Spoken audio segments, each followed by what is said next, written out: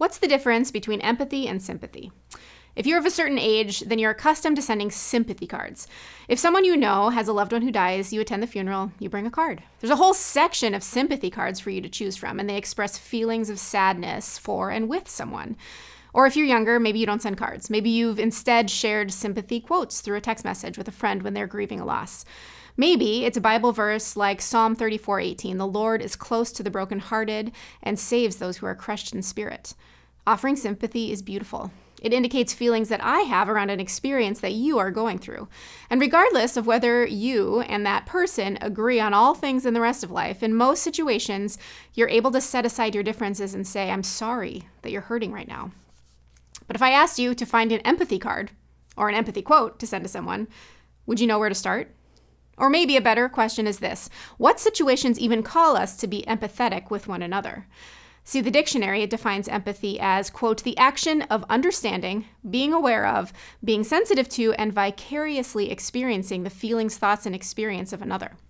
Sympathy, it does involve sincere concern for someone who's hurting, but empathy requires a lot more work on our part.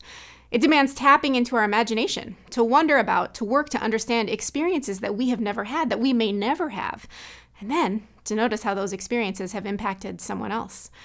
When it comes to having sympathy for people, even when we disagree with them, I think we can all imagine instances where that's possible.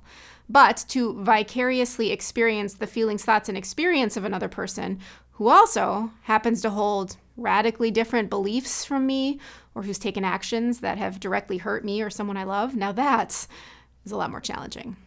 There's a story in the Bible in John chapter 8 where the Pharisees bring Jesus a woman who the Bible says, quote, "was caught in adultery." Now, we don't know any more context from the story. We don't know very much, but the Pharisees point out that the law says one thing and this woman's actions show something else. So they bring her to test Jesus. They want to know what Jesus has to say about this. In fact, they want to stone this woman as punishment. It's really harsh. The Pharisees, they keep questioning Jesus, and eventually he doesn't say yes or no. He says this: "Let any one of you who is without sin be the first to throw a stone at her." The Bible describes the Pharisees eventually walking away until it's just Jesus and this woman together. Again, there's not a lot of context, but we should notice the Pharisees also didn't bring the man who was involved in this adultery. Maybe part of the sin Jesus is calling out is that the Pharisees have objectified this woman. What if Jesus is saying, hold on, remember, this woman has a larger story. And yes, we all make mistakes, but rather than focus on the judgment that we should or shouldn't cast, take a minute and just empathize with her.